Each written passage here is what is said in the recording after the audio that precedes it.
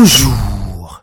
Ces gens ne m'impressionnent pas, voilà la réplique de Macky à l'opposition qui barre la une du journal L'As. Soyez rassurés, je ne crains rien, a-t-il ajouté notre Vox Populi. Nous sommes en train de faire des efforts dans tous les domaines, c'est pour cela qu'il y a beaucoup de bavardage. Les opposants ne se voient nulle part à marteler Macky Sall. Il ajoute dans l'Observateur, j'ai une bonne longueur d'avance sur l'opposition, mais il aura en face de lui Idrissa Seck. Très confiant, il plonge dans ce que nos confrères appellent l'avant-combat contre Macky Sall. Pour le patron de Rewmi, note l'Observateur, Macky Sall n'ira même pas au second tour si les populations traduisent en actes dans les urnes leur désarroi. Le Quotidien, qui parle de Idi Formula, reprend les propos du patron de Rewmi qui déclare « L'opposition doit éviter le piège de la candidature unique ».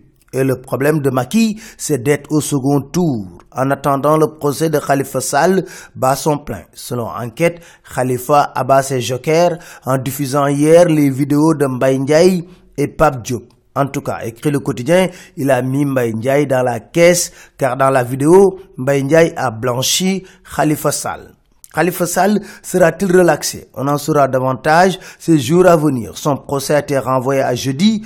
L'Observateur nous dit c'est à cause du procès d'Imam Ndao qui doit être jugé par Malick Lamotte. Mais on va vers un renvoi. Khalifa sera-t-il de la partie pour la bataille de leadership de l'opposition? Enquête nous dit Idi et Sonko sont en selle. Le président du parti Rewmi est à la recherche du temps perdu, le leader du PASTEF dans le marigot politique. Djiby Diakhaté, sociologue, est d'avis que nous sommes en présence de deux leaders politiques qui sont en train d'apporter de l'innovation dans la pratique politique au Sénégal.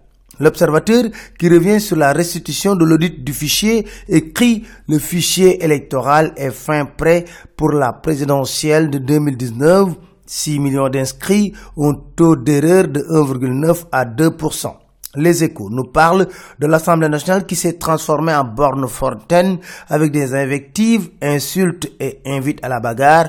Morceau choisi, Bara Dolly qui dit à Moustapha Niasse, président, coup dengue. Moustapha Niasse qui réplique, vous pouvez crier ou tomber en transe, tant pis pour vous, je sais me battre, me chamailler. Bref. Honte sur l'Assemblée nationale. Vox Populi révèle que la chaîne CNN a pris prétexte de l'affaire Gadio et O pour exposer le problème de corruption de la Chine en Afrique. Préparation et participation du Sénégal à Russie 2018. Selon Vox Populi, un budget de 7,1 milliards a été prévu pour les Lions.